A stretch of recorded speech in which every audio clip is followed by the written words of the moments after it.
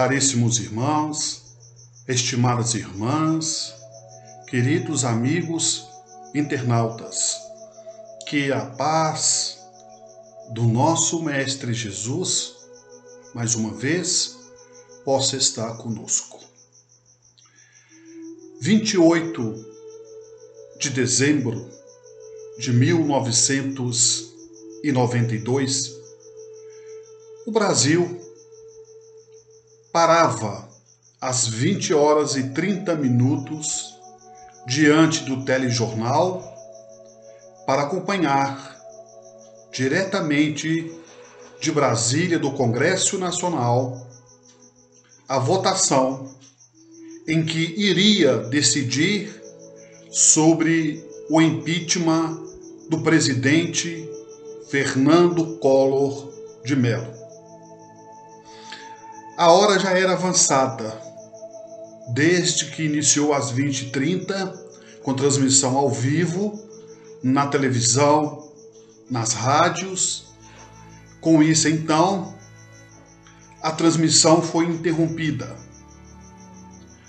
Um repórter noticiando que a filha da novelista Glória Pérez, a Daniela Pérez, filha da escritora e novelista da Rede Globo Glória Pérez, havia desaparecido.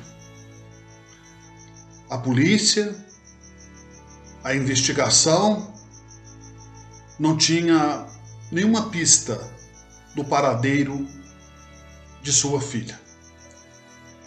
O repórter, então, declina a transmissão novamente para o telejornal, que por sua vez continua a transmitir a votação no Congresso Nacional do impeachment do presidente Collor de Mello. Mais tarde, por volta das 23 horas e 30 minutos, o mesmo repórter noticia que foi encontrada, infelizmente, a filha da novelista Glória Pérez, Daniela Pérez, já morta. Morta com 18 perfurações pelo corpo a princípio. Mataram com objeto cortante a filha da novelista Glória Pérez. Daniela Pérez, uma jovem de 23 anos de idade na época, foi morta de forma brutal.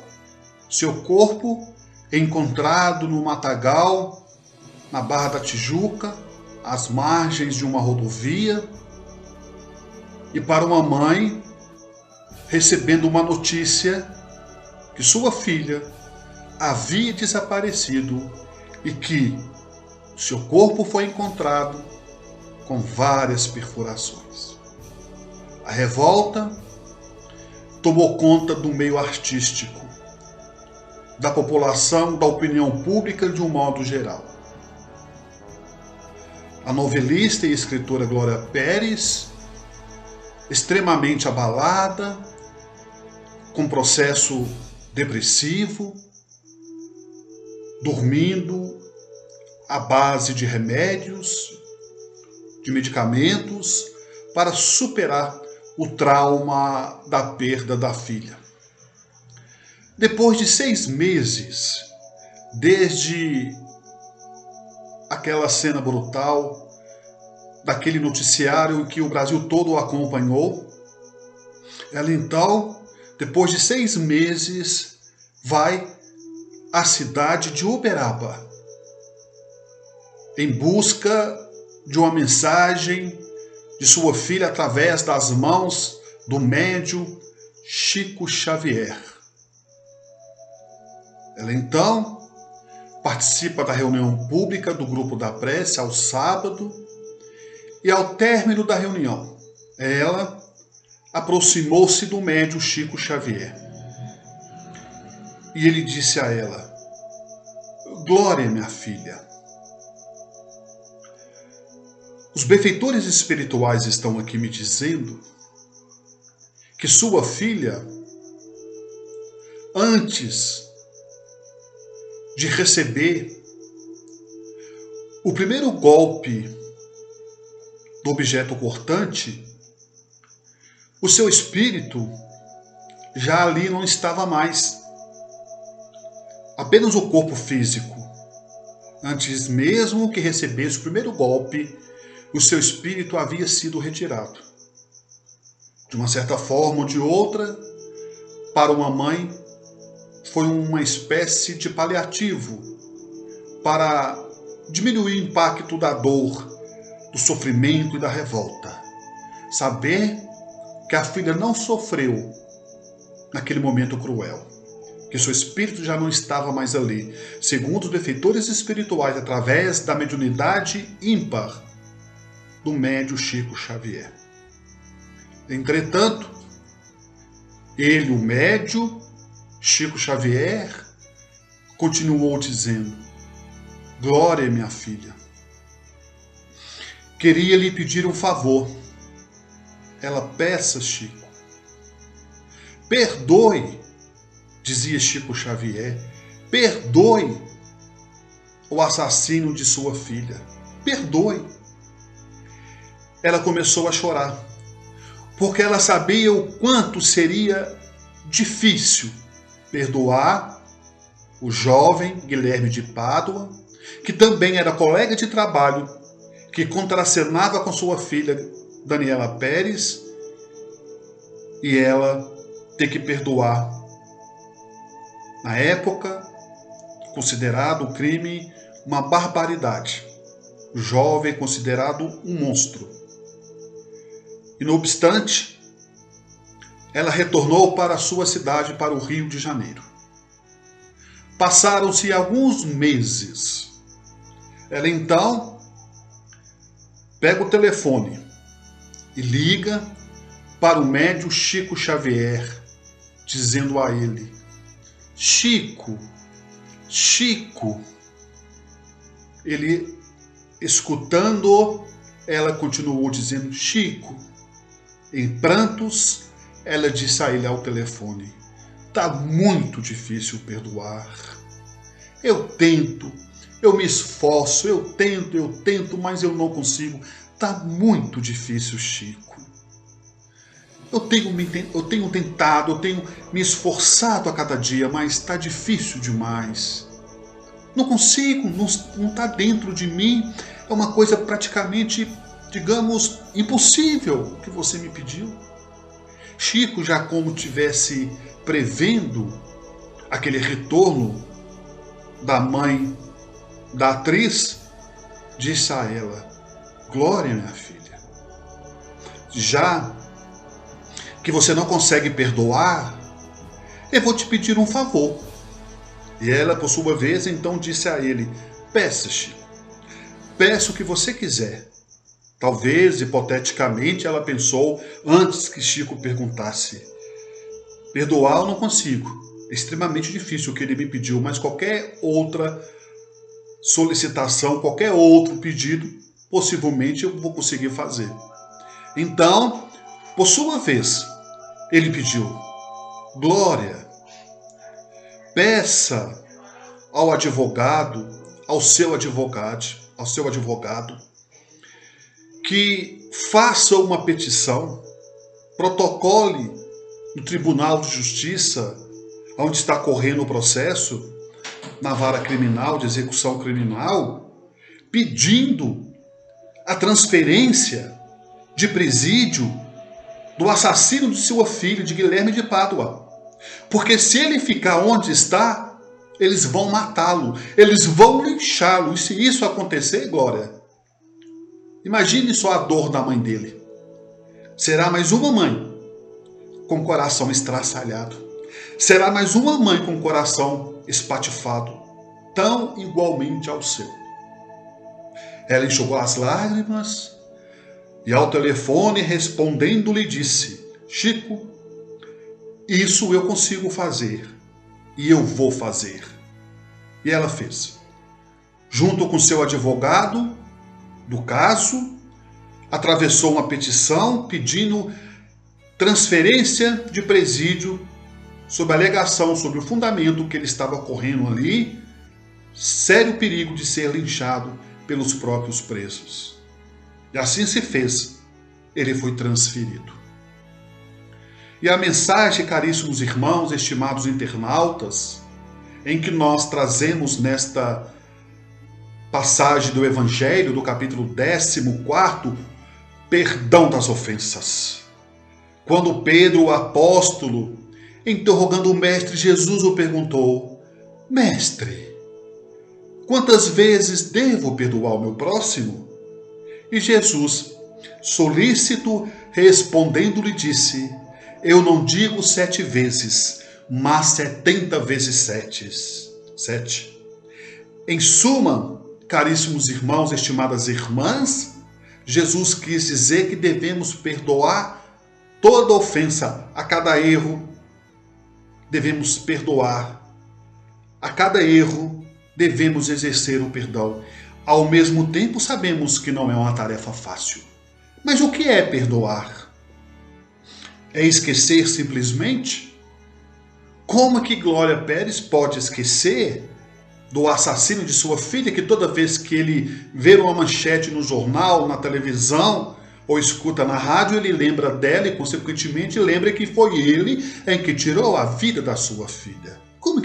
Como que ela pode esquecer esse ato que levará por toda a sua existência corpórea, talvez em vidas futuras, posteriormente?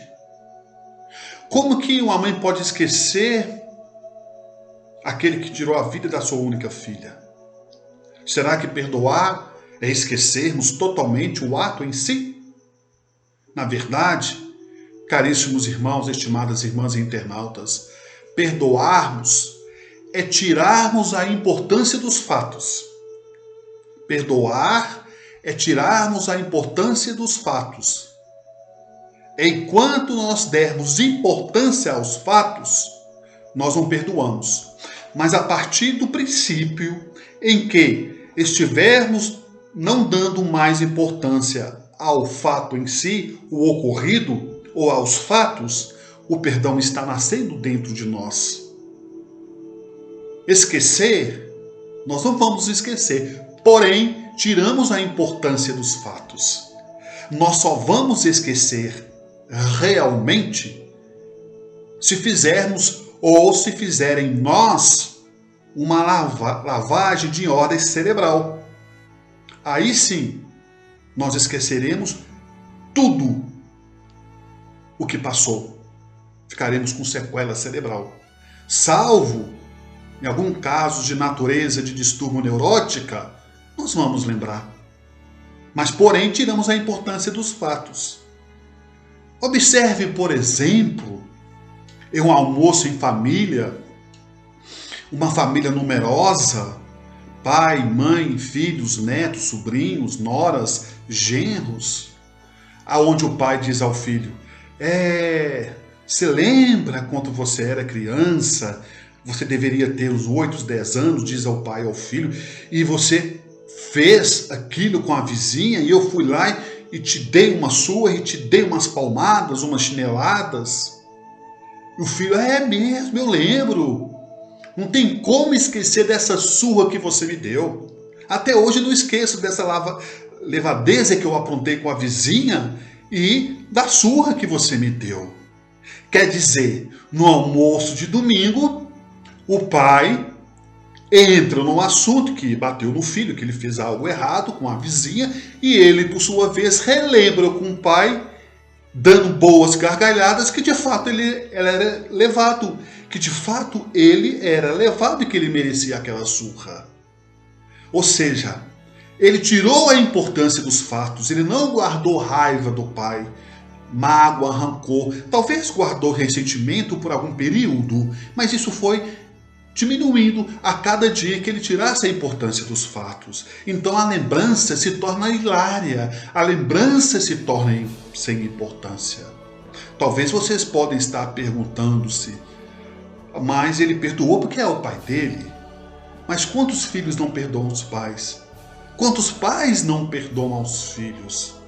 Mas Deus é tão bondoso que coloca o amor nos nossos corações para que nós Podemos treinar o perdão dentro de casa, dentro do lar, com o pai, com a mãe. Quantas vezes a mãe perdoa o filho por algo que ele cometeu?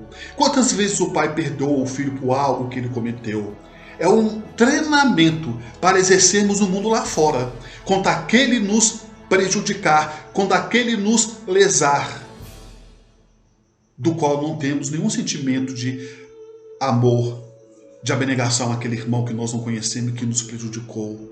Ora, é a oportunidade de treinarmos o perdão dentro de casa para exercermos lá fora. É um exercício a cada dia, a cada instante para todos nós. E para que possamos entender mais a questão do perdão, recorremos, caríssimos irmãos e estimadas irmãs, ao Livro dos Espíritos, editado por Allan Kardec juntamente com os benfeitores espirituais em Paris, em 18 de abril de 1857, aonde Allan Kardec pergunta aos nossos amigos benfeitores imortais, qual, na pergunta 886 em O Livro dos Espíritos, qual o verdadeiro sentido da palavra caridade? Como a entendia Jesus? Qual é o verdadeiro sentido da palavra caridade? Como a entendia Jesus? Allan Kardec pergunta aos espíritos.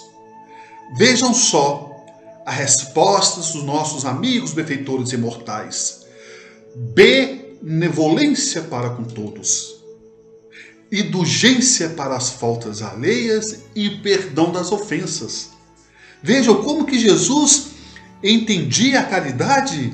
Está em O Livro dos Espíritos, na questão 886, conforme nossos amigos imortais. Benevolência para com todos. Sermos bons para com todos. Indulgentes para com as faltas alheias. Sermos tolerantes. Sermos compreensíveis. Respeitar o erro do outro. E perdão das ofensas. Perdoar o erro.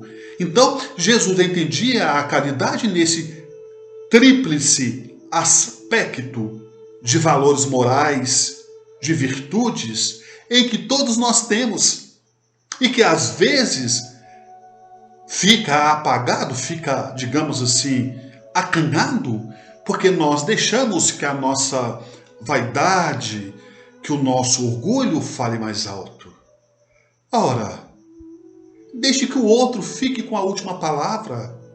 Ficar com a última palavra num diálogo e numa discussão não significa que ele esteja com a verdade. Não precisamos entrar em conflito. Ele finge que manda. Nós fingimos que obedecemos. É preciso, meus irmãos e minhas irmãs, nós dizemos isso, que é preciso termos, como diz na gíria, jogo de cintura.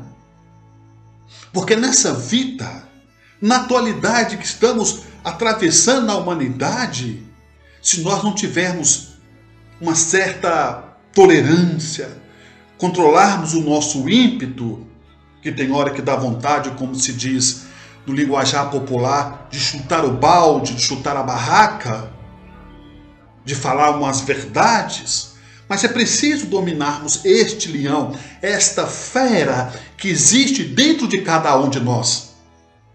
Sabem por quê? Porque as pessoas morrem, as pessoas entram em atrito, em conflito por bagatelas, por pouca coisa. As pessoas morrem por um par de tênis em um assalto numa via pública, porque reagiu que ser o valentão no cemitério.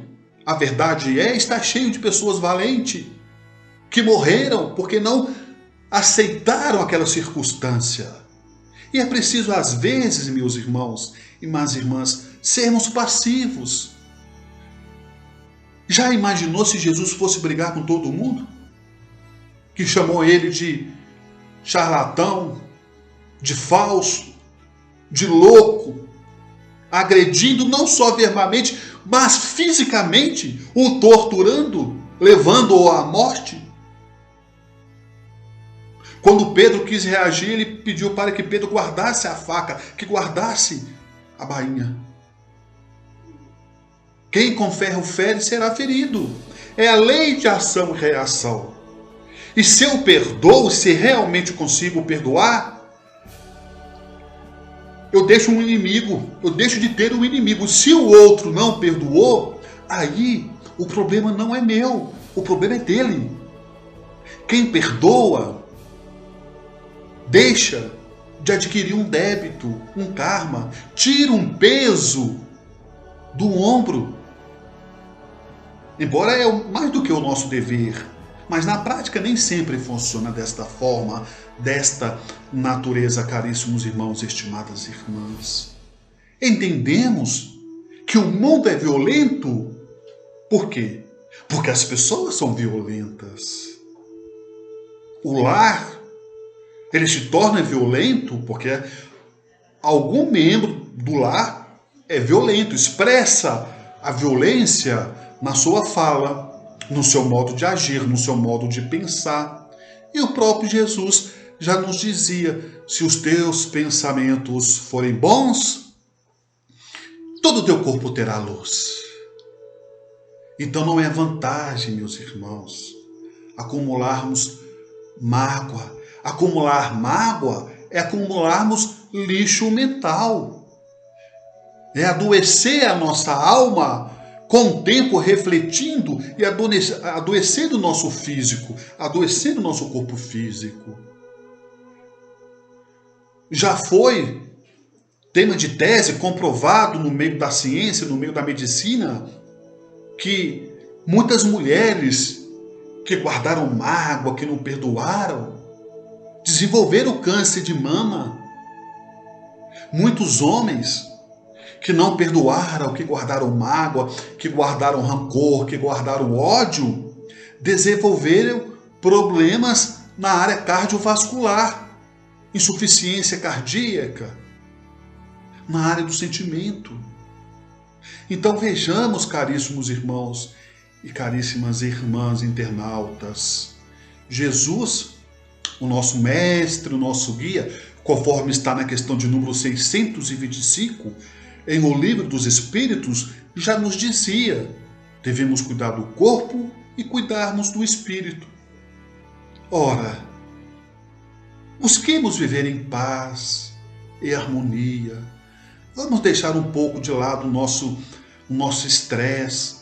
Sabemos, temos consciência que o mundo é pressão para todo lado. É pressão no trabalho, é cobrança no serviço, é cobrança dentro de casa, é cobrança dos filhos, é cobrança do companheiro, é cobrança da esposa, é cobrança dos pais, é cobrança do vizinho, é cobrança no trânsito. É cobrança, é pressão para todo lado. As pessoas vivem como se estivessem andando, vivendo em um caldeirão ou numa panela de pressão prestes a explodir a qualquer momento. Nós temos que andar com mais cautela, ter mais fé, acreditarmos que Deus não desampara nenhum de nós. No próprio budismo, Buda já dizia: enquanto nós, vejamos só, enquanto nós damos um passo em direção a Deus, Deus, caminha 1000 passos em direção a nós. Enquanto nós damos um passo em direção a Deus, Deus, caminha 1000 passos em direção a nós. E se nós dermos 1000 passos em direção a Deus, quantos passos Ele dará em direção a nós? Deus não desampara nenhum de nós. Deus não quer o nosso sofrimento. É importante sabermos, meus irmãos, que sofrer é muito diferente do que fazer sofrer. E a carga é sempre dolorosa para quem a contrai. Então que investimos, que possamos estar engajados no bem, no caminho do amor, da misericórdia e do perdão. Ainda que seja, caríssimos irmãos, neste mundo de prova e de expiações. Ante qualquer dificuldade, cultivem o espírito da simplicidade, o exercício do bem e da caridade, sem olharmos a quem. independentemente do rótulo da religião que estivermos vinculados neste mundo de provas e expiações. Mas lembremos-nos, com Jesus se vai ao longe. Com Jesus sofremos, mas sofremos com certeza bem menos e com a consciência tranquila. Por isso, meus irmãos e minhas irmãs, é preciso refletirmos na proposta do Evangelho de Jesus nesta noite. Perdoar 70 vezes 7. Perdoar quantas vezes for necessário. E que, ainda assim, continuemos na boa luta para vencermos o bom combate, para vencermos o maior inimigo, que se chama nós, que se chama eu. É assim, como já dizia o apóstolo Paulo, meu Deus, meu Deus, meu Deus, porque o bem que eu tanto quero fazer, eu não consigo, mas o mal que eu não quero fazer, eu faço a todo instante, dizia o apóstolo Paulo. E assim, caríssimos irmãos e estimadas irmãs, que Deus nos conforte o nosso coração, que possamos ter sempre o espírito da boa vontade, de lutar contra os nossos ímpetos, buscando controlar e dominar nossas má tendências, como já dizia o codificador Allan Kardec. Ante qualquer dificuldade, não desanimem. Ante os pesares da vida, observa a alma querida, a dor que ilumina a vida. Sob as provas tais quais são, a terra é uma grande escola de que temos usufruto, lembrando enorme instituto de trabalho e de elevação. Nascemos e renascemos, atendendo às leis concisas, conforme as lições precisas que temos-nos para dar, no serviço que nos cabem, naquele com quem vivemos, jaz em ponto supremo do nosso próprio lugar. Nas tarefas em que estejas, cumpre o dever que te assiste. Se a vida parece triste, não te deixes de ninguém. Cada pessoa na terra intimamente é chamada a servir de estrada a estrada para a vitória do bem. O homem robusto e moço que administra a riqueza, traz por suas vezes o rude e acesa a fogueira da aflição. A mulher que exibe ao colo joias em forma de luzes, às vezes tem muitas cruzes por dentro do coração. Nunca censures, trabalhe, crê, auxilias e não temas. Cada qual guarda problemas em forma de sobredidor. Quem mais serve e mais perdoa é aquele que se renova, vencendo de prova em prova na grande escola do amor.